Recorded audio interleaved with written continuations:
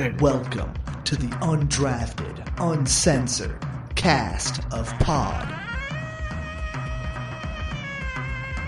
Hosted by Nick Archuleta. Mosted by Colin Zanker. And last but certainly is least, Joseph Goodwin.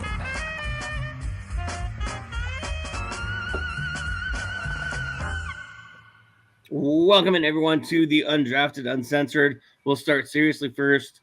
Thoughts and prayers to those that were affected by the shooting in Kansas City. This is why we can't have nice things. Yeah, I was going to say, absolutely not. We're not going to get serious. And then you would have said something serious, and that would have been, like, hilarious, but also, like, you know, distasteful. And, Joe, it was nice knowing you. Yeah. Speaking of my second part of my thing, you know, where we know better than to make comments about certain players on the NHL player assistance list, referring to them as contemplating a Remington retirement. I figured you were going to go with, we know better than to say that the refs were cheating after getting ejected from a basketball game. Now, did you guys hear the story about the Columbus? No, I didn't. Podcast? Please. Blue Jackets are in trouble, yeah. So they had a fan podcast, and these guys were like just big enough that they had like a Columbus Blue Jacket writer on with them one night. And one of the guys was just going on a rant, basically saying how the Blue Jackets suck and they're a worthless team. And one of their players who's on the, let me find it again, because Patrick Laine is on the NHLPA program assistance right now for mental health. And one of the guys said on the podcast that he's considering a Remington retirement. I'm like, you can't play that card, guy. You know. That's bad. I didn't hear you correctly the first time then. Yeah, Remington retirement. Fuck. Yeah. No. No, Yeah. Don't do that. Anybody. You know, we've said this before. You know, just don't do that. Yeah. Obviously that's kind of putting it lightly. You know, hopefully that can put a smile on someone's face. But yeah, no, that's not good. So you said he works for the Blue Jackets in some capacity? No. So how this caught fire was one of the writers that's associated with the Blue Jackets was on their podcast. So it's basically three talking heads and an actual writer. And so one of the talking heads said the Remington retirement part. The other three guys laughed, but the writer didn't, because she didn't know what that was. Yeah. So she didn't know what a Remington is. Herself out of it. And so when somebody explained to her what a Remington retirement was, she's like, oh, I need to distance myself from this podcast. You know, you guys are going to get me in trouble. I didn't know what this was. Thankfully, I was the only one that didn't laugh. Yeah. Yeah. I mean, good move on her part for that to stay away from it. That's not good. Especially, no. I mean, at least it wasn't someone on the team that was discussing, or not who's a part of the team discussing his personal matter. The talking heads were doing it, but yeah, that's not good to be involved in that. No. And I mean, I don't want to sound mean, but I love when guys do that like that, because it reminds us how quickly we can have this taken away from us. Yeah. You know, I mean, we make jokes and we do goofy shit all the time, but we try to keep it within the lines and still remain somewhat professional. Yeah. and so I would never. I mean, and we've all been affected by suicide in some way, shape, or form too. Yeah. So it's not like anything we really want to joke about, because that's not something that, like, it sucks. You can really make light of in any kind of, you know, meaningful way. Like, as soon as you try to do something like that, it just feels like you're being an asshole. You know. Yeah. Well, probably because you are being an asshole. Exactly. I mean, if it feels like it, you probably are. You know. Yeah. Folks, a quick PSA from the Undrafted Uncensored: if you feel like you're being an asshole, you're probably being an asshole. Yep. So yeah, I saw that, and I was reading that earlier before I got in the shower. That's why I got in the shower so late. I was reading that story, and I was like, "Oh, I gotta send this to the guys." Nope, I gotta take a shower. Oh man! And so here we are. Yeah. Like, so I mean, it was. I was gonna say, speaking of It was assholes, bad. what happened with the NBA voters? Denver's a flyover city, dude. We don't matter. They had the Joker guy, and that's it. Yeah, I mean, I don't know what Aaron Gordon's numbers look like, but the way they designed the All-Star game to not have positions anymore either really hurt the Nuggets players' chances. Like once Jamal went down, that was kind of it for me. I felt like it was just going to be another, and I kind of love it, honestly. Like fuck them, don't give us All-Stars. I love the idea that Jokic has never played with somebody who's won an All-Star. I mean, I think Gordon's been an All-Star before in Orlando when he was the only guy on the team, so he had the numbers. But I'm not sure. No one on the team never with had a Jokic has ever been an All-Star. Exactly. Yeah, no one while Jokic was playing was an All-Star. Besides Jokic, who's an All-Star every single fucking year. So I kind of love that because it's just a really cool stat and it proves how awesome Jokic really is. But like, yeah, I don't know what Gordon's stats are like. He's not going to be scoring a ton. He's doing the defensive dirty work. He's getting blocks. He's catching lobs. He's doing the stuff. He's cutting and all that. But it's all going down. Lately. What's up? He's been getting a lot of follow-up points lately. He's been under the rim and getting a lot of putbacks. I believe that. That's what he's great for, but that's not necessarily going to get you an All-Star game, especially in the West when you've got just so many stars and they're just going to fill the roster with just the stars now, so it's just, it sucks to see, but the Nuggets, what, honestly, just keep disrespecting them. It's kind of funny. We're going to go into the playoffs as one of the top seeds again, one of the most dangerous teams, defending champions, and didn't have an All-Star last year besides Jokic and don't have one this year. And there's so much more than just Nikola Jokic. So, and the teams they're playing know that, so it's not like it really gives you that much of an advantage of they're not going to overlook Jamal Murray or Aaron Gordon or KCP or if Michael Porter Jr. is on. But, it's just, at this point, par for the course. Fuck it. Well, even Peyton Watson not being in the Rising Stars Challenge is stupid, especially with 4 teams playing in the Rising Stars game. That kind of sucks. Christian Brown not being there. I mean, Christian Brown's definitely had a down year. So I guess it makes a little bit more sense. But Watson has had a great season. So there's just no other representatives at the All-Star game with the Nuggets. So, I mean, hopefully you mentioned Jamal Murray getting hurt. He can have a chance to rest, recover. The extra days, basically, missing these last 2 games gave him, an extra. What are you trying to eat, dog? Food? Gave him an extra, week of recovery because he had 4 days before the break and then the other days after. So we'll see if he comes back and plays right away, but I would assume he'd be right back after the All-Star break. Yeah, he'll be fine. But that's what I mean for him not being an All-Star is he didn't play enough. So he wasn't going to make it. So once that happened, foregone conclusion, I feel like. But no, the Peyton Watson thing, I didn't think about that in the Rising Stars. That I think almost hurts more because that's less expected. His rise was less expected.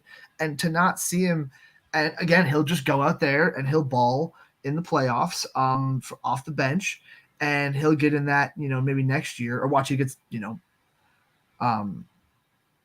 what is it? Why can't I think of the snubbed again next year? I kept just trying to say other words with U sounds, and none of them were the right words, guys. I don't know what to do.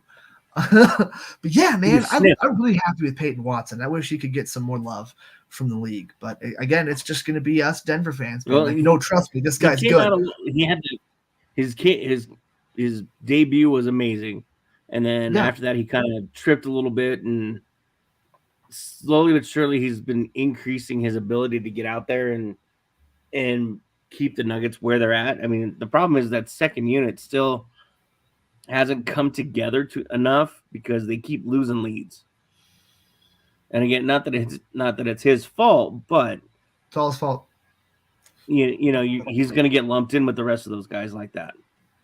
Well, yeah, I mean, but show me other young players who have not stumbled or tripped really this season Yeah. that much. I mean, they've all had. I mean, granted, some have a lot less than others. Wembanyama, the only time he doesn't get 2 blocks is one game where I bet on him. When he gets better. Early in the season, but like all these guys stumble and fall, and some of the names when I was looking, I was like, how is he an all-star over Peyton Watson? Like that just.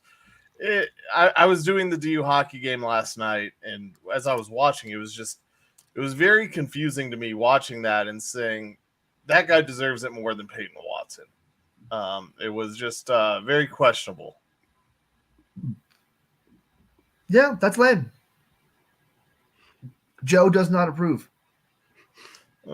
Nor do Nuggets fans. No, yeah, they shouldn't. But fuck it. It's kind of hard to get a chip on your shoulder when you're the NBA champions. So it's kind of cool that they're still kind of disrespecting the team, and it helps. Honestly, I think motivate him. But because you're right, Nick. That bench really does. I almost said really does need to step up and prove that they can carry the same weight. They're not going to be as good as last year. They're just not, because they don't have Bruce Brown. Bruce Brown was phenomenal off of the bench last year. Like that's just not going to happen. But as long as they can be competitive and good enough off the bench and I think Reggie does bring his own kind of flavor to that kind of position. Christian Brown just needs to get that energy back up and just don't be scared to shoot. Like, don't be scared to miss a shot. He's not quite nearly as close to the Ben Simmons level, but like just take some shots. And then Peyton Watson has kind of been a revelation, and I'm super excited about that. But I'm still looking at guys here and there that are getting released. Like, that'd be a nice guy to pick up and just stash on the bench as a no shit guy. Ish Smith just got released and bought out, so it's like, ooh, hey, I like Ish. We'll just keep him around. What could possibly go wrong? Nothing. So last time the Nuggets had 2 All-Stars selected was 2009, 2010. Nope. Carmelo and Chauncey. Yeah. I mean, you had one, right, Colin? 07, 08 was when AI and Melo went together. Yeah. Actually, 06, 07, and 07, 08.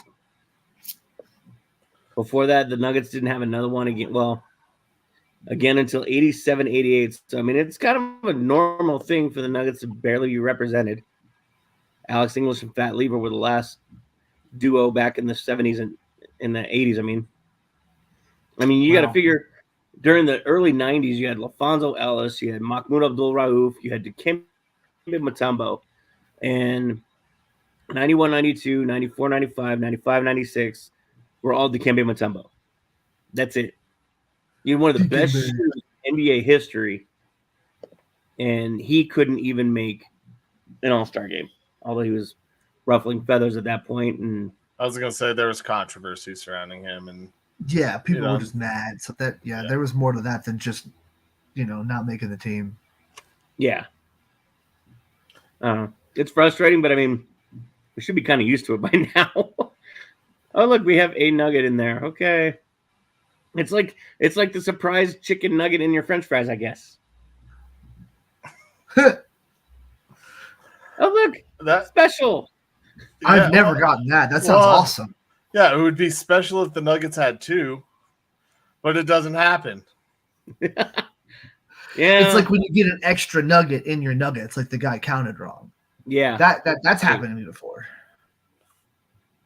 Yeah. I don't know why, I always feel like I have to count my nuggets though. Like, I know they're never going to short me. But sometimes you get an extra one and you didn't realize. It's cool. Yeah, I'm always disappointed when I'm like, oh, there's only 10. Well, see, if you don't count them, though, then by the end of it, you're like, did I really get my full order? That you have to count it, or else you question having the full order, because I'm always hungry at the end of nuggets for more. Yep. So I'm always like, I don't know if I got everything. I should have counted beforehand. You're hungry with uncertainty. Yes. I don't start counting until about halfway in, because I don't know why I always know how many I've eaten, and then I'm like, okay, That's the rest of them. I'm good there at least. See, I lose count. I'm like, have I eaten 4? Have I eaten 5? Has it been 3? I don't know where I'm at. Especially if they don't give me enough sauce, because usually my sauce cup can be a good indicator of my nugget. I guess what I've eaten in my nugget intake. Yes, my nugget intake and my sauce intake are pretty consistent. So I don't get sauce very often because I'm usually eating them as I drive, and that's the easiest food to consume is chicken nuggets and French fries. I like to dip them too much, so I don't do that because I'll hit something. But yeah, if I'm just eating stuff, we're good. But I love the little nugget sauces. The sweet and sour sauce is one of my favorite things. So yeah, what I'll do is I'll get it as a side of like for a cheeseburger or some shit. So I'm not getting a ton of nuggets as like the meal. I'm getting it as like, this is also good. Like, you're telling me you don't want a cheeseburger and some chicken? You're lying to me. So I'll do that way, and I'll eat, 6 nuggets is about 1 cup's worth to an extent. But you get the 7th nugget, and all of a sudden it's like, well, it's a little dry now because I don't have a lot of sauce. But hell yeah, thanks guys. See, yeah, I'm way saucier than you. I'm about a 3 or 4 nugget per sauce container guy. I'm usually loaded up. Like if I do sit down with them, I'm usually two sauce cup guy. Oh yeah, I get sauce on about 3 nuggets per container, so that's. I need the extra one. I told you I'm saucy. I go back for the double dip on each one. I mean, nothing wrong with that. It's your own sauce cup, so you can double dip all you want. I just have to make sure to ask them for 1 extra one when I get a 10-piece. Because that last one's a tough one to decide. It's like, do I go for the extra sauce now or do I save it for the last nugget? Yeah. Decisions. Do they charge you for that extra sauce? Depends.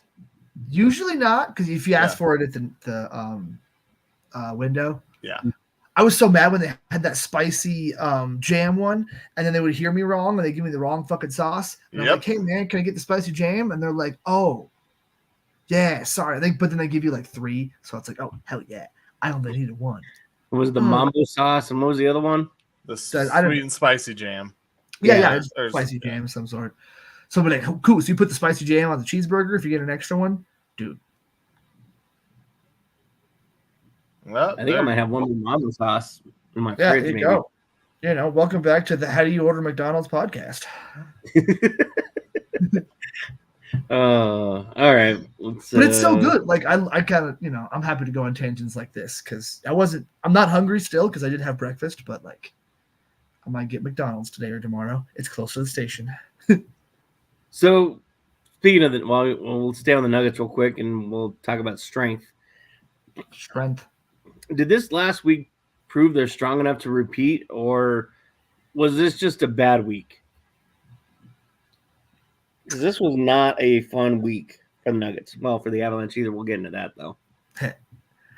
I mean, we know they're strong enough to repeat. It's just, can they stay healthy? Can they stay on their game?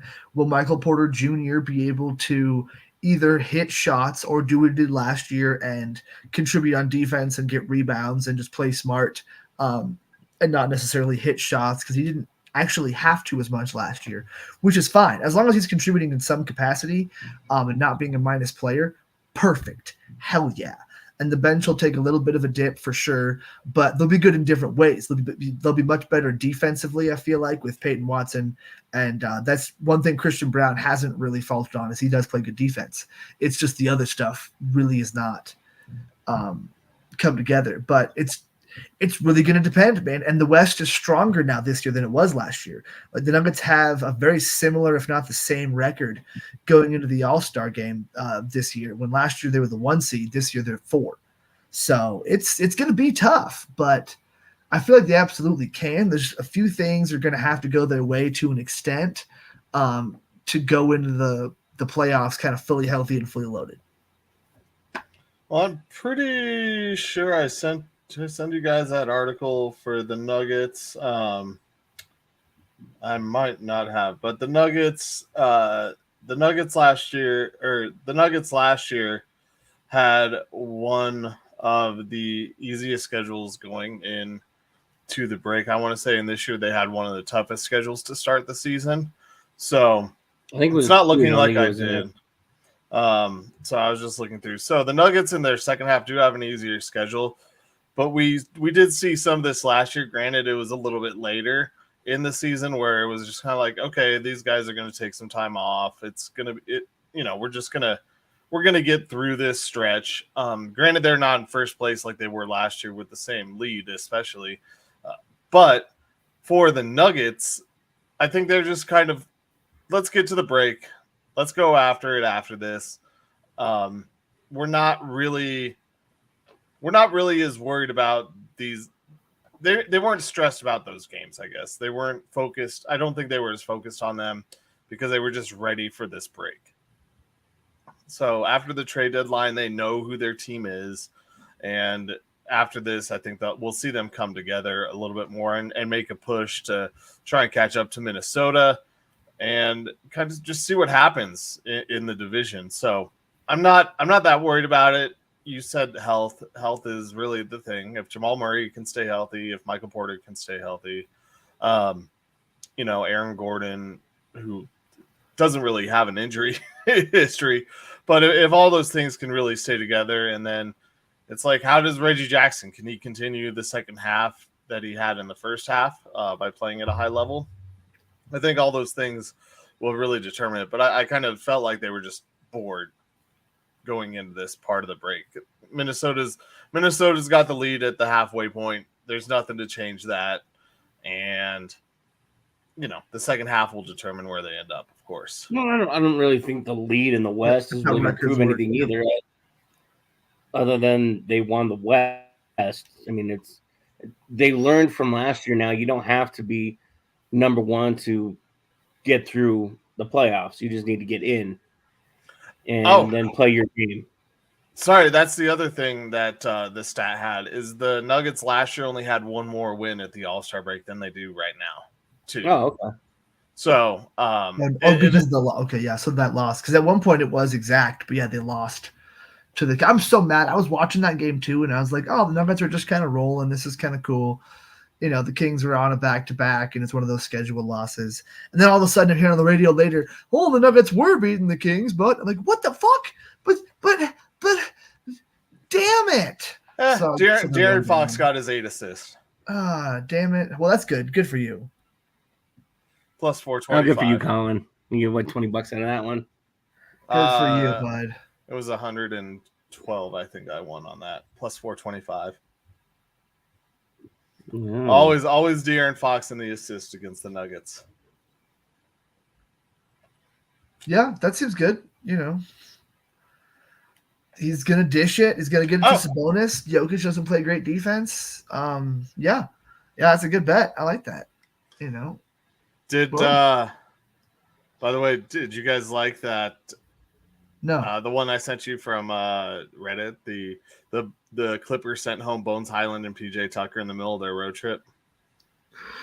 Yeah, that's awesome. Because we know PJ Tucker's upset because he's not getting playing time, and he knows that he's a really good 3-and-D role player that's been tearing it up in the East for years and really hasn't lost a step. And for whatever reason, he's just not getting used on the Clippers. And he actually got fined by the NBA for publicly requesting a trade in an interview, which you can't do. You can do it through your agent and that shit, but you can't just say it in an interview. Yeah. That was I think that was like the Kevin Durant rule, or was it Kevin? Who? I don't know. Who was it?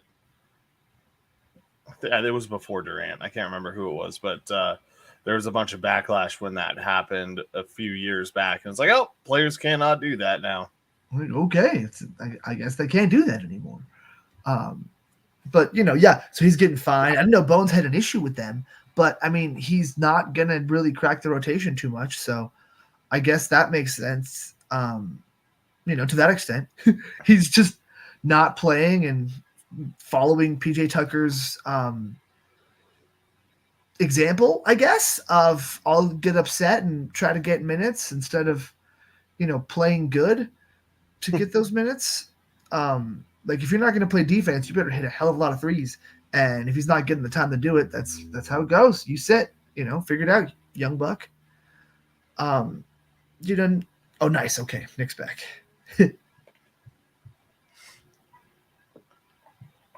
He's here, maybe. But Oh, I've that's been funny. back. There you go. No, it gave us the little, No, I'm little here. buffering wheel for a minute. But yeah, Oh, that's weird. that's kind of funny. That's a little bit, Munchausen by proxy. Just smile at the Clippers, but the Clippers are also just a good team, so we kind of need to be happy for any little one up on those guys that we can get at this point too. So don't use PJ Tucker in the playoffs. That sounds awesome. Please apologize to Bones Highland and use him more in the playoffs. We would appreciate that here in Denver. Thank you very much. Jamal and Reggie will pick on him all game. Hang on, let me delete something real quick. Let me see if this helps. Delete. While I do that, so the Avs are in a much more volatile boat right now than the Nuggets. They looked a lot worse. They went, 1-4-1 on their most recent road trip 5-game road on the East Coast. Damn. And yeah, not good. Not good. They did not look good at all. They were shut out in one game, I think, maybe, or they were held to one goal. They were giving up a lot of goals. Georgie, I don't want to say I'm placing the blame on the All-Star break. Sounds but like Georgie played a lot in the All-Star break. He really didn't get the rest, and then you come back to a defense, where you got to block a lot of shots. So it's can't be easy on Georgie to have all this extra time. He should be ready for it. I don't know if you guys had a chance to go through the article I sent you, where it was talking about the Bruins, the Boston Bruins need for a defenseman, but I also said it could very easily be the Avs in this article, and there are 5 different defensemen that the Bruins, that they said the Bruins could go after, and I think the Avs should be going after basically all of these guys, with the exception of who is it? I think Sealer from the Flyers, which is the last one. Yeah, fuck that guy. He's going to be a low cap hit, but I think those guys that are all on that list that I sent you, I'll go through it. Let's see. I remember. Yeah, I didn't really know any of the names, but it was kind of fun to go through and see if I did. So Nick Sealer from the Flyers, Ilya Lyubushkin. I'd love to say Lyubushkin. Yeah, I like Ilya as a name. Also Lyubushkin. So Joel Edmundson. Hopefully he doesn't get Munson in Denver because he's getting Munson in Washington. Jake Middleton from the Wild, and then top of that list is Noah Hannafin from the Flames. Hannafin is the largest. Is Ilya Lyubushkin.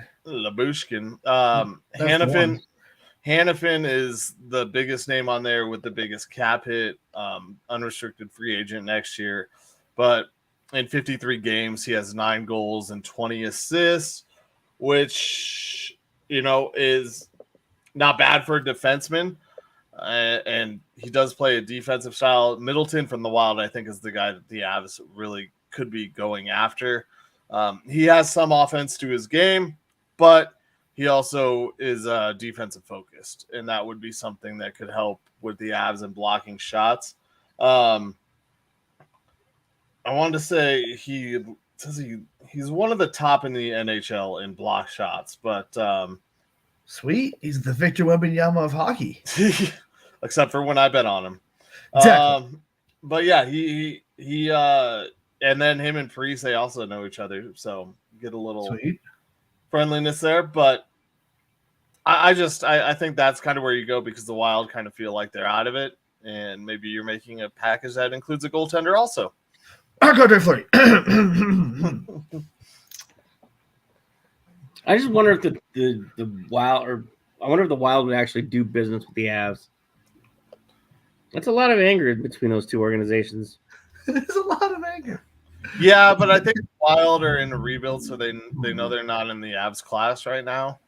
So if they can help them, I think they would, especially because a guy like Middleton he's signed through next season for the Wild, I believe. Yeah, he signed through next year. So the Avs would have him on a 2-year contract, which it raises the cost because this isn't just a guy that the team is going to be able to dump at the end of the season. They're losing a player that they have under control for one more season. And in the NHL, it's a lot like baseball. It's how long do you have these players under control for? And I think that if the Avs put together an offer good enough for him, that they would take it.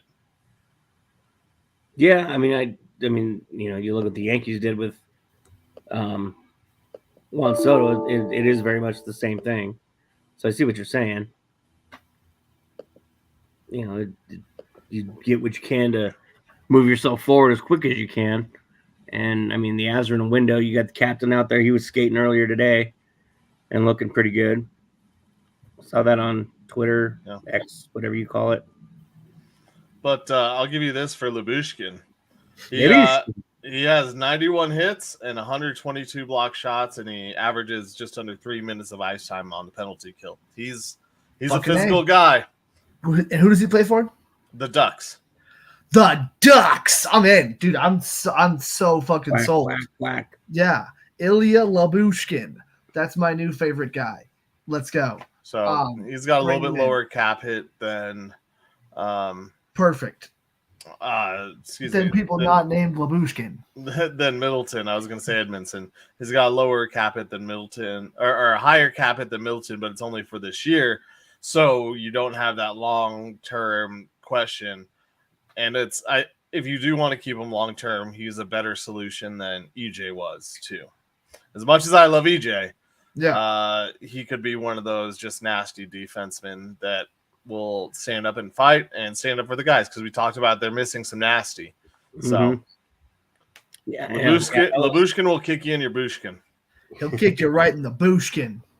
I mean, LOC can't keep, as much as he'd probably like to, he can't be that enforcer that the Avs need.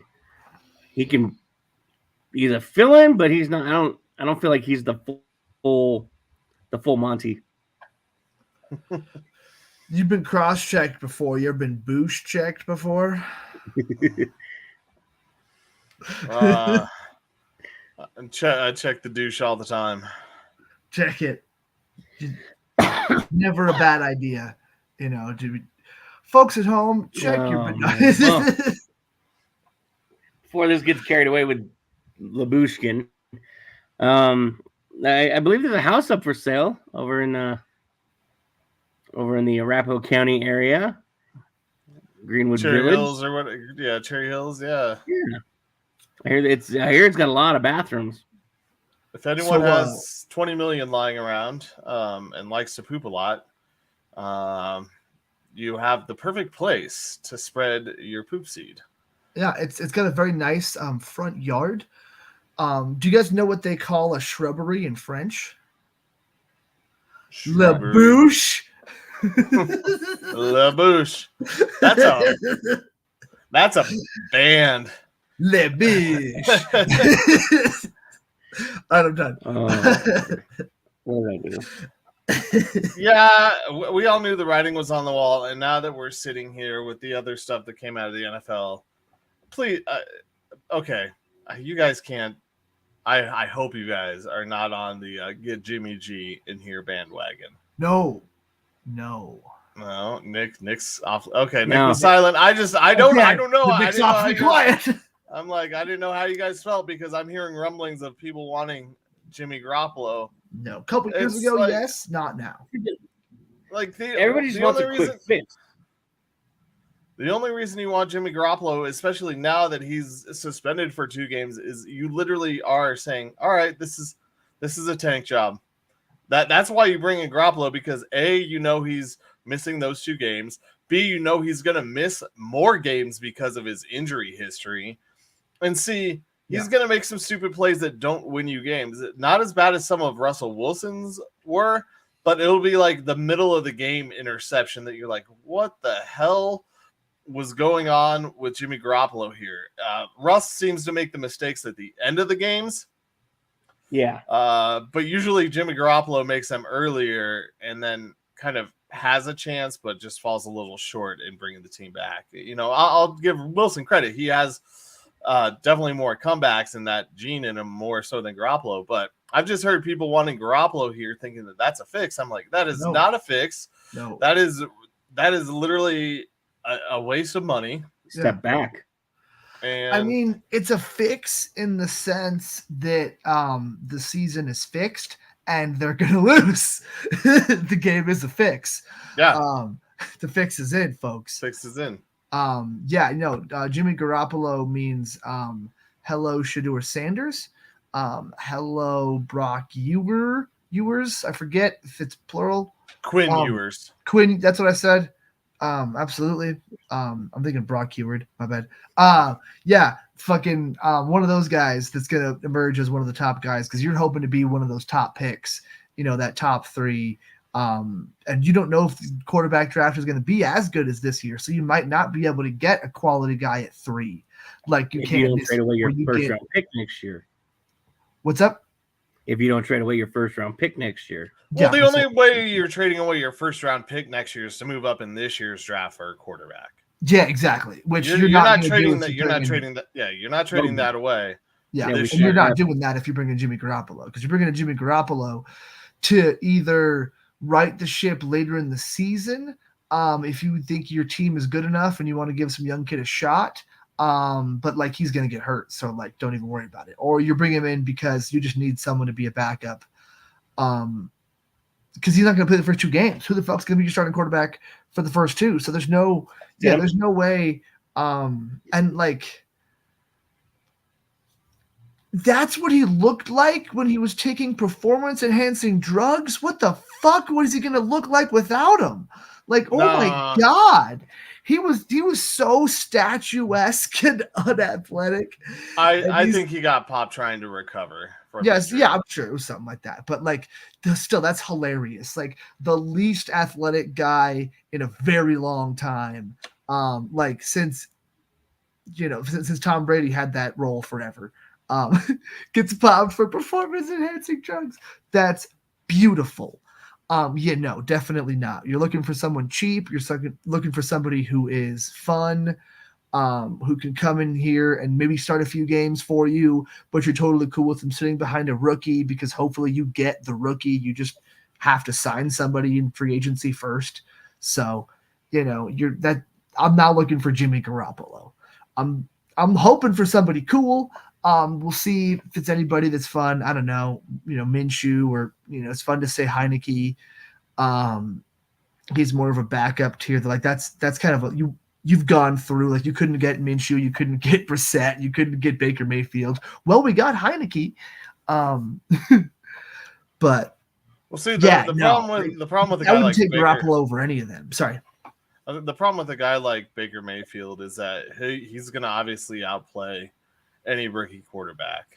Yeah. I mean, maybe not obviously, but he most likely will, unless he has the scarlet letter like you did in Carolina. I don't know what Carolina was really doing besides trying to tank for that top pick, which it actually appears that way now looking back at it.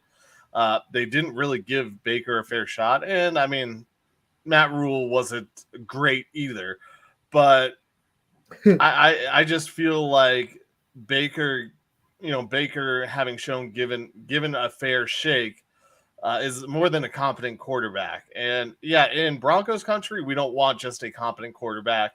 We need more than that, especially with a team that has, that I mentioned multiple times. They're just below average talent wise. So your quarterback is going to need to be an above average player right now to lift you up. Now we'll see what happens in this year's draft, but I believe March 13th was the date that I saw that the Broncos have to officially release, or Russell Wilson's contract is fully guaranteed for the rest of it. So we have just under a month now left until that happens.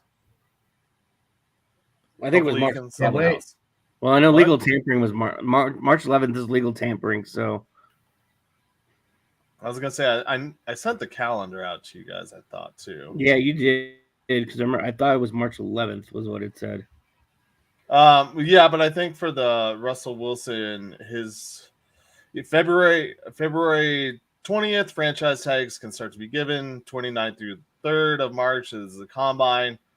Deadline for franchise tags March 5th. Free agency begins 11th through the 13th of March. Okay. So there isn't a list on there for dates. I think the date is whatever's written into Russ Wilson's contract. It must be. I didn't send that over, but I thought I saw something like maybe it's March 11th, but I thought I saw something like March 13th is the end date. That's the shit or get off the pot moment for the Broncos. It's important to do one or the other. Yeah, I don't know what they're gonna do. That's the problem. I mean, Peyton talks out of both sides of his freaking mouth that I don't know what he's going to do. Like, you can see the hatred and the annoyance in his face with everything, but at the same time, it's like he wants to win still. And he feels like without a good quarterback, Russ is his only option right now. Well, yeah. The other problem though is that if you keep Russ, what's the point? I mean, not what's the point in drafting a quarterback, but if you keep him past that date and you draft a quarterback, now you're paying $200 million to your backup quarterback. Yeah. Instead of the $90 million over 2 years. That's really where the problem lies. Because, yeah, sure, you can release him afterwards and he's not there anymore, but you still have Russell Wilson sitting behind a rookie quarterback or starting in front of the rookie quarterback that everyone wants to see. And I'm sure that Sean Payton isn't going to draft a guy he doesn't want to put out there and play. Yeah. I feel like we do know what they're going to do. They're going to get rid of Russ.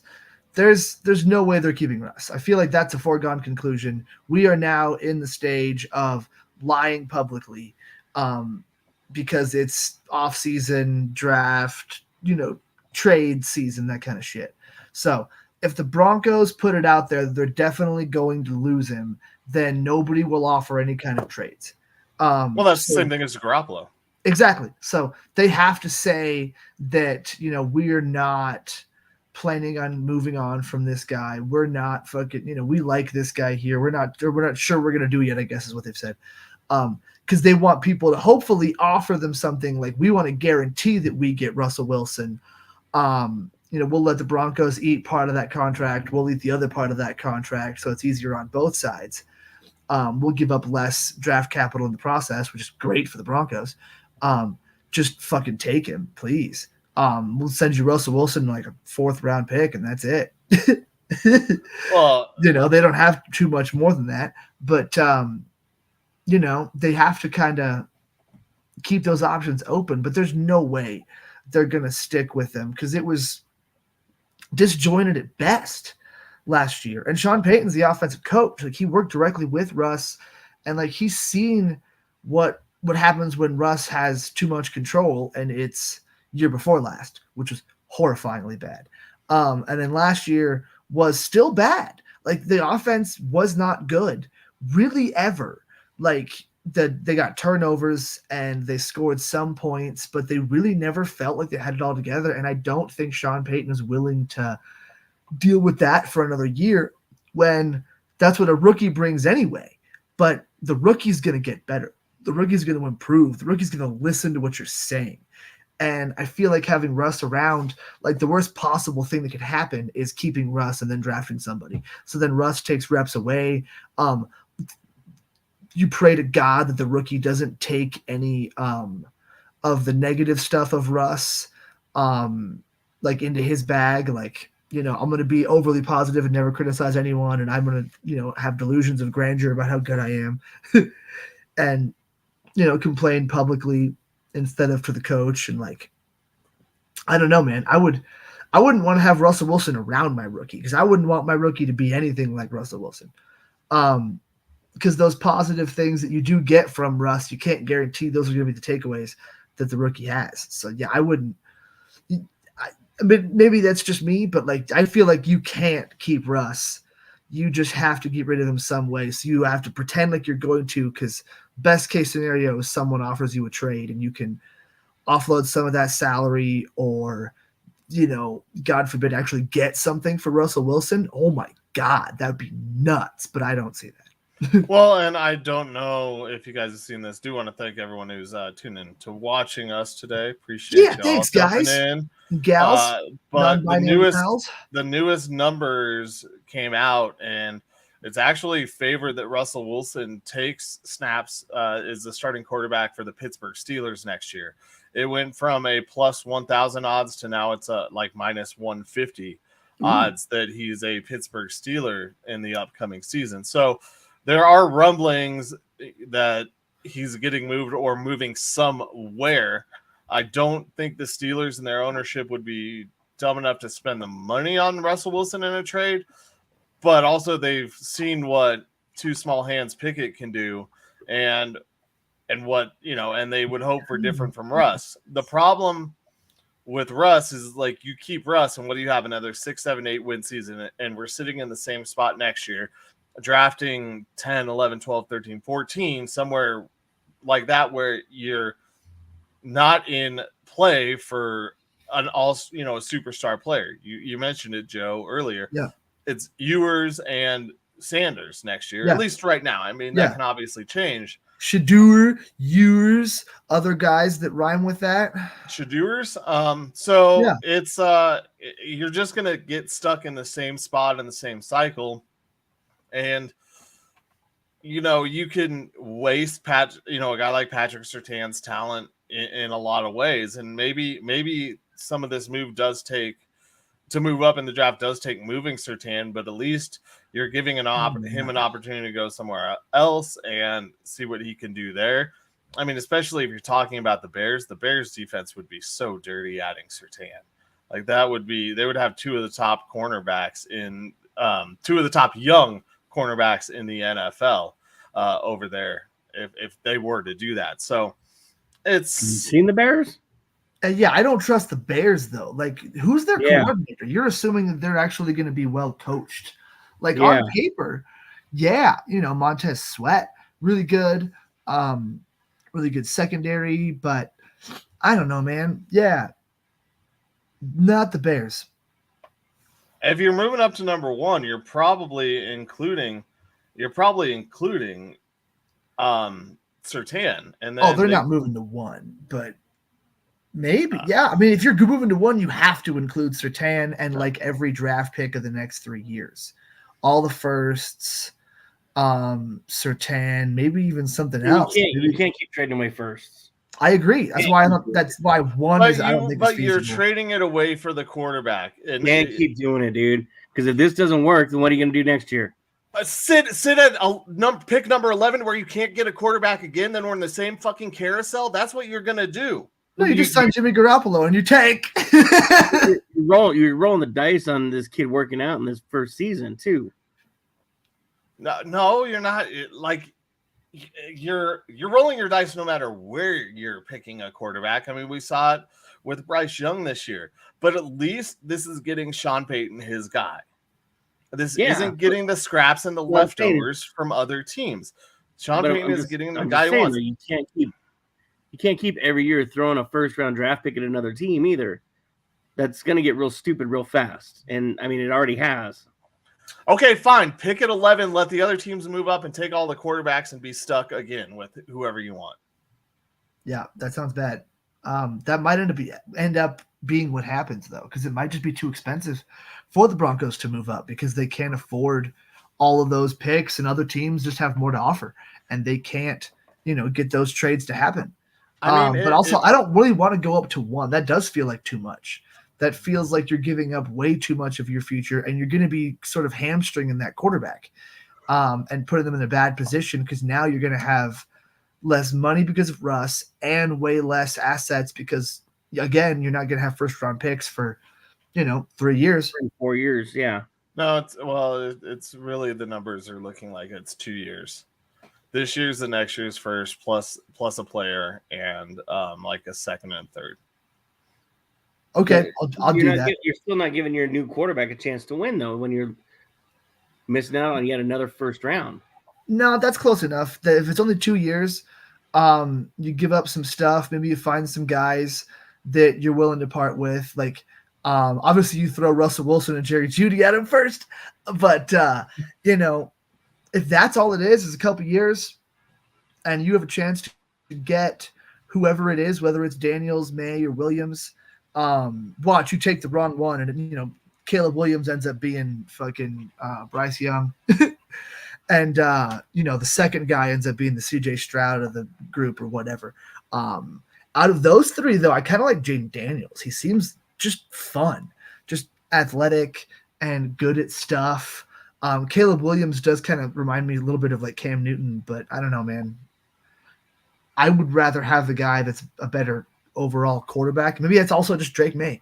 I haven't looked at him too much, but I just all think it takes to move up, though. Like, somebody else is going to offer more than that to move up to that spot. Like, there's no way that ends up being the final deal that the Bears take to move down 11 spots or I guess 12 spots. They're one to move down 12 spots. You only give up 2 years of first round picks.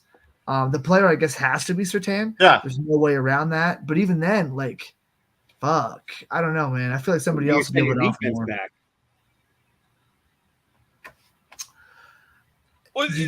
Where are the Broncos right now, though, Nick?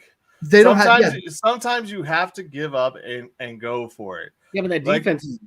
Do you want to be the Minnesota Vikings for the next 20 years?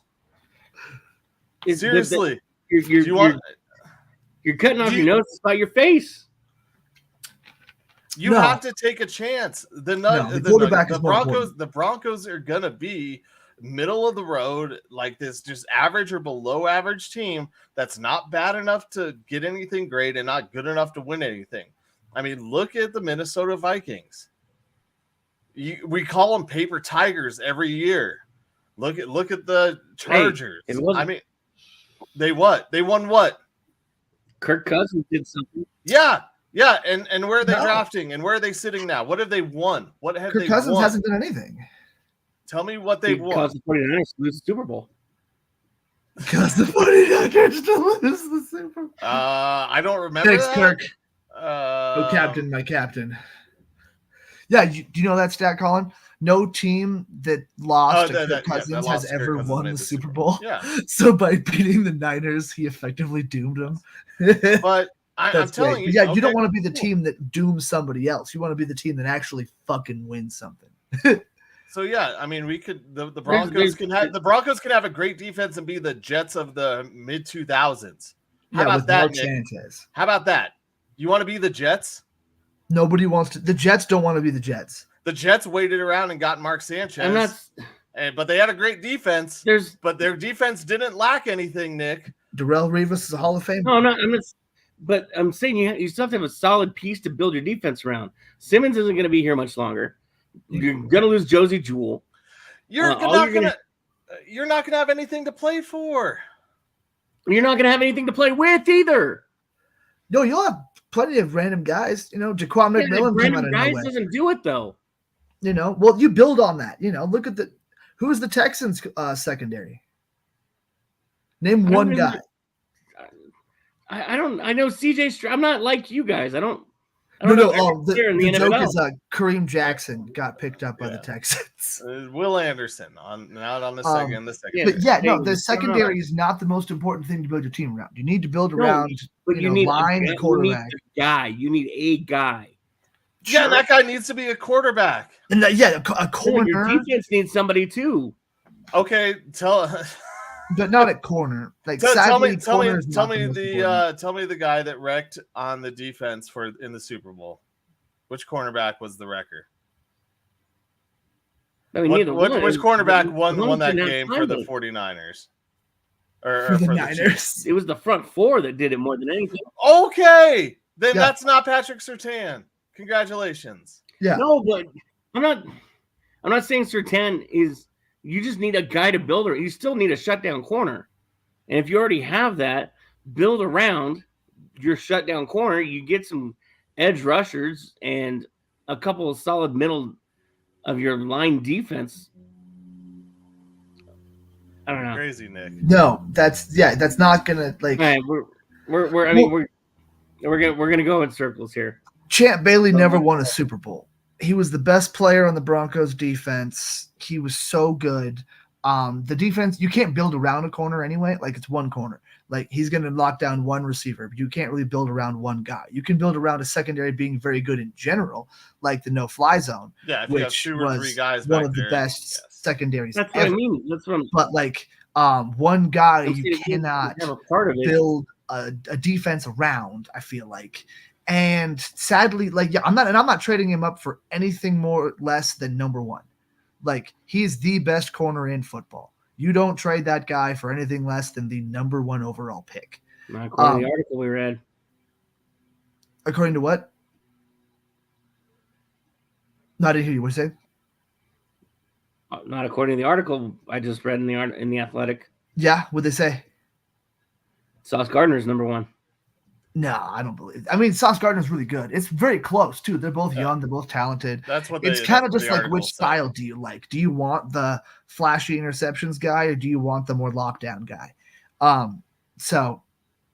But I don't want to trade Surtain. I would much rather keep Surtain in any other situation than number 1 overall pick. Like, if you can get the best guy, you can do whoever the fuck you want, and you better know who you want too. Like, you better have a guy already. Like, you can figure it out to an extent, but if you're spending the next few months trying to decide and you already made the trade, like, you're fucked. You have to have established very soon who that guy is if you're going that route, because like, you're trading away everything. That's my worry, is they don't know what they want. And so maybe that's I don't see this trade happening, because I don't think they actually have enough. So I think it's a moot point anyway. But if you can actually get the Bears to accept that and not have some other team, go up ahead of you with a player at a more premium position or just more draft picks, then that's it. All right, hell yeah, you take it if they offer it. I know what I want, and I know what we need to do. Thank you. This is the victory formation. All right, boys, here we go. Best play in football. 6 right tight diamond victory on 1. Break. Okay, 3, 2, 1, let's jam. The Pick'em segment, proving that Colin Zanker is the most humble man in the history of time. Least. Featuring Nick Archuleta, wishing he was somewhere else. And Joe Goodwin, just kind of winging it. That's right. This is the victory formation, and we got a lot to get to. Last week's picks in the Super Bowl, only one person chose the Chiefs. As I said, the only smart guy in the room was Joe. In the second matchup, we had the Kings facing the Thunder. Both Nick and Joe chose that correctly. And my one win of the week came with the Minnesota Timberwolves being the Clippers. Both Nick and I got that one correct. Nice. Joe chose the Clippers there. That means Joe and Nick both went 2-1, and I went 1-2 on the week. Big winner of the week is Nick with 31.67 in profit. Joe in second with 26.17 in profit. Thank you, Underdog Timberwolves, for coming through and giving me $5.50. Means I'm still in first place at 159.76. Nick, you have moved back into second place with that $4.50 lead over, or $5.50 win over Joe this week at 137.81. Joe is in third at 132.59. We also had a conversation about the best Super Bowl commercial. Now, there are a few ways that you can go about it. According to Billboard, the favorite was Ice Spice for Starry. Cool. But the most watched, the top 10 most watched, number 1, Booking.com. Tina Fey books whoever she wants to be, which was actually pretty funny. Yeah. T-Mobile, the auditions for the big game commercial. State Farm Insurance featuring Arnold Schwarzenegger, number 3. So that means with the insurance, Joe won that. Then it goes on to Google or Snapchat, excuse me, for their commercials or rewatch. Google Javier in France with the pictures. Mountain Dew. So Nick came in second with Aubrey Plaza having a blast, a Super Bowl ad. 20th Century Studios and Universal Pictures, both for their movies. Wait. For wait, you said Ice Spice for Starry. That was according to Billboard. Oh, you went to no, that wasn't the most watched. The most my bad. That was the only one on the Billboard's website that had any of our choices in there. Okay, my bad. Thanks for joining us. Then the Kingdom of the Planet of the Apes. That's easy to say. Was 7th. Universal Pictures Twisters was 8th. Scientology came in 9th. Decide for yourself. And then Skechers, Mr. T and Skechers came in. There was a 10th. Scientology commercial? Yeah. And I missed it? Of course there was. So that means Joe won with his insurance pick. Like a good neighbor. I didn't even come in on the board, and Nick came in second. There was nothing for it, but good picks, fellas. Now let's move on to this weekend's picks. First thing that we got to get going is happening. Just started and just tipped off in college basketball. Number 4 Marquette takes on number 1 UConn in Connecticut. UConn big favorites at minus 325. Marquette at plus 260. Nick, who you got? I'm gonna look for Marquette to pull an upset. It's early, it's before March, but let's do it. Joe, who you got? I only know one Marquette, and he was a punter for the Broncos, and he was kind of crazy, so I'm gonna take UConn. I am also taking UConn in this one. I think that being at home will really help them out, and yeah, it's tough to beat the previous champion. So yeah, it's hard to beat Marquette King. We move on to the NBA All-Star Game, but the first thing in the NBA All-Star Game before that happens tomorrow is we got to pick a shooter. Pick a shooter for the 3-point contest. If you win, this is a big boost. If not, whatever. It's not going to hurt you. So this is basically a free play $10 bet that you got. All right, we're all choosing one. We got Damian Lillard, Tyrese Halliburton, Trae Young, Malik Beasley, Lauri Markkanen, Karl Anthony Towns, Jalen Brunson, and Donovan Mitchell. Choose your shooter. And those are all in order of favorites. I can go down again if you would like. That's fine. Lillard, Halliburton, Young, Beasley, Markkanen, Towns, Brunson, Mitchell. Joe. Damian Lillard. Taking the favorite is Joe with Damian Lillard. I put 2 bets on this, and I thought that you might have taken one of my guys. So now I have to decide which one I want. I am going to go with Lauri Markkanen. There you go. Nick, who you got? Uh, So you got Halliburton, Trae Young, Malik Beasley, Karl Anthony Towns, Jalen Brunson, Donovan Mitchell. Hey, you're like the Broncos picking the last of the litter. There you go. That quarterback. I'm going to Trae Young. That's the other person I put money on. So I put money on Trae Young and Markkanen to win this thing. See, for me, the interesting ones were Donovan Mitchell and then dark horse Jalen Brunson. Because Brunson's just scrappy, and he's just got that mentality. He's not the best 3-point shooter, but he is a good shooter. Donovan Mitchell is the biggest dog in this one. Jalen Brunson is tied with Kat and Lauri Markkanen and Beasley all in second to last. For all at 650. So Donovan Mitchell, the biggest dog in that. Speaking of dogs, the East plays the West. East plus 124 underdogs. West minus 148. This game is in Indiana, so West. I am going to choose the West. We mentioned it earlier that the West seems to be stacked, and I also hope that Nikola Jokic gets a triple-double because that would be very, very nice to my bank account. Also, I really hope that Steph and Luka combine for 30 points and 10 assists total each. Or not each. They just both need to get 30 points total and 10 assists. Shouldn't be that hard, guys. Nick, who you got? Yeah, I still stand by the West is still better than the East. Joe, who you got? Man, I was thinking the East anyway. Let's see. I guess, yeah, because it's been, fuck it. Let's take the East. Joe Let's do it. Going Jason East, Tatum has the man. All-Star game scoring record. I know that. We move on to hockey.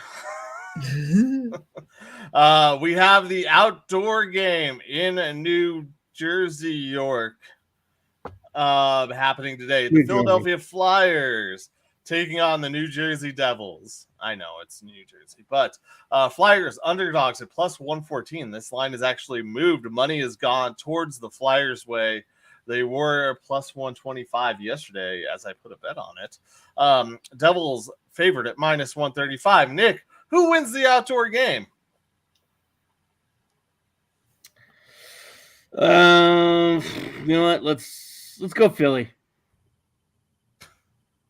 I already said that I put money on the Flyers, so I'm not taking away that, even though the odds aren't as good as they were before. Oh, wait. Sorry, Joe. It was supposed to be you. My fault. Joe, who you got? It's fine. I'm not worried about it.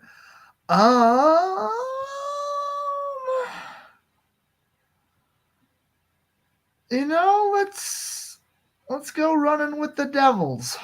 Running with the Devil. Joe takes a home team and probably the favorite, and the Hughes brothers to do that. And we wrap this thing up as we head out. Oh, I didn't want to do night driving. What am I doing? Yes, you did. Yeah, you did. I did not. Here we go. Yeah, you did.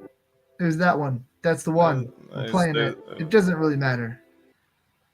Yep, we're going. Well, figures out which song. I want to thank everybody for tuning in. Thank you to E5280 Sports, Michael Spillin, and everybody over there. Make sure to check out the other shows on E5280, Wheelhouse, Between the Lines, Ball Sports, many more. And also thank you to Pikes Peak Sports Cards for sponsoring us as well. And to everybody that tunes in. Without you, we couldn't do this. So thank you, everybody, for Colin Zanker and Joe Goodwin. I'm Nick Archuleta. This is the Undrafted Uncensored. Until next time. See you next week. Bye.